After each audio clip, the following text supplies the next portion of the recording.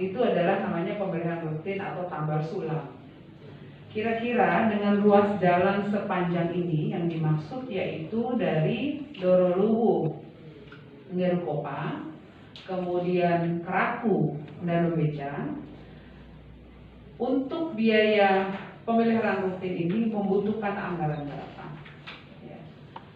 Dari hasil survei yang dilakukan besok, paling lama hari Kamis, saya meminta telaan yang diajukan oleh teman-teman PUPR untuk saya teruskan ke DPRD untuk kita masukkan nanti pada anggaran perubahan di 2021, ya. Sedangkan pekerjaan aspal jalan yang berada di dua ruas ini akan kita perjuangkan di APBD, baik itu melalui dana DAP maupun dana DAU di tahun 2022, ya. Jadi ini perlu kita pilah ya agar tidak salah pemahaman teman-teman ya.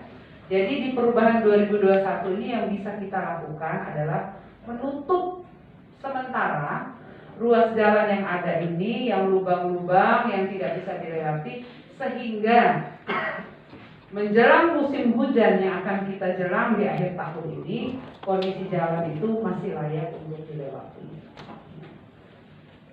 Jadi itu yang bisa saya sampaikan, yang menjadi oleh-oleh bagi keluarga, menyangkut komitmen Bapak Ibu tidak perlu diragukan.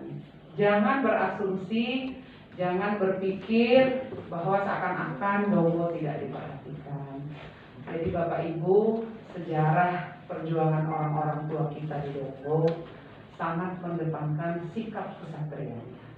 Jangan generasi hari ini merusak apa yang menjadi semangat dan kebanggaan Dongo. Jadi kenapa saya mungkin bukan yang hadir ini. Ada yang mengatakan jalan kami di Dongo tidak secantik wajah Ibu Bupati. Kemudian kami mau menyiapkan koin, segala macam. Saya tidak membalas, bahkan tidak membaca. Kenapa Bapak Ibu? Saya tidak ingin merusak kecintaan saya kepada masyarakat Dongo. Saya menghargai, memahami apa yang dilakukan oleh sebagian adik-adik itu adalah mungkin bentuk mereka ingin menunjukkan bagaimana mereka sebagai generasi muda memperjuangkan apa yang menjadi harapan masyarakat. Karena ketika orang masih dalam usia muda, kadang-kadang masih belum bisa memahami cara-cara yang akan ditempuh agar bisa mencapai titik temu dari permasalahan yang ada.